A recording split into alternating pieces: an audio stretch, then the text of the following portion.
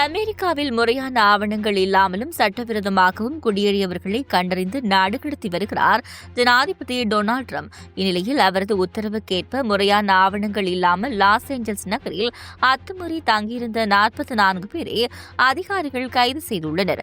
இந்த கைது நடவடிக்கையை அடுத்து நகரின் பல்வேறு இடங்களில் புலம்பெயர்ந்தோருக்கு ஆதரவாக முற்றுகை போராட்டம் நடைபெற்றது.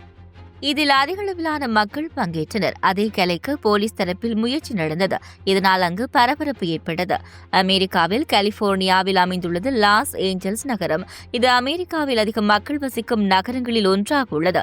இந்நிலையில் இந்த நகரில் சில இடங்களில் சோதனை மேற்கொண்டு சட்டவிரோத குடியேறிகளை கைது செய்துள்ளனர். அந்த நாட்டின் தேசிய பாதுகாப்பு துறையின் விசாரணையில் 3 இடங்களில் மட்டுமே இந்த சோதனை மேற்கொள்ளப்பட்டதாக கூறப்பட்டுள்ளது. இருப்பினும் சுமார் 7 இடங்களில் இந்த சோதனை நடந்ததாக புலம்பெயர்ந்தோருக்கு ஆதரவு அளிக்கும் குழுக்கள் தெரிவித்துள்ளன. இந்த கைது நடவடிக்கையை அடுத்து நகரில் பல்வேறு இடங்களில் புலம்பெயர்ந்தோருக்கு ஆதரவாக முற்றுகை போராட்டம் நடைபெற்றது. இதில் அதிகளவிலான மக்கள் பங்கேற்றனர். அதை கலைக்க போலீஸ் தரப்பில் முயற்சி நடந்தது. கைது செய்தவர்களை விடுவிக்கவும் அவர்கள் இங்கேயே தங்கியிருக்க அனுமதிக்கவும் என போராட்டத்தில் ஈடுபட்டவர்கள் தெரிவித்துள்ளனர். புலம்பெயர்ந்தவர்கள் அதிகம் பணிபுரியும் வணிக நிறுவனங்களை டார்கெட் செய்து இந்த சோதனை மேற்கொள்ளப்பட்டுள்ளது. போராட்டம் தொடர்பான வீடியோ காட்சிகளும் சமூக வலைதளங்களில் வெளியாகியுள்ளது. இது அங்கு பரபரப்பை ஏற்படுத்தியுள்ளது. லாஸ் ஏஞ்சல்ஸ் மேயர் கேரின் பாஸ் இந்த சோதனைக்கு தனது கண்டனத்தை தெரிவித்துள்ளார். புலம்பெயர்ந்தோருக்கு அடைக்கலம் தரும் நகரத்தின் மேயராக இதை நான் சொல்கிறேன்.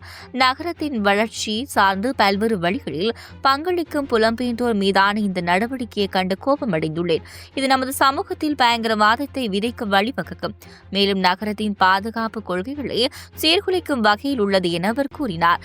இருப்பினும் இந்த நடவடிக்கை நியாயமான ஒன்றுதான் என்றும் இதன் மூலம் சமூகத்துக்கு அச்சுறுத்தல் அளித்து வருபவர்கள் மட்டுமே கைது செய்யப்படுவதாக குடியேற்ற அதிகாரி ஒருவர் கூறியுள்ளார்.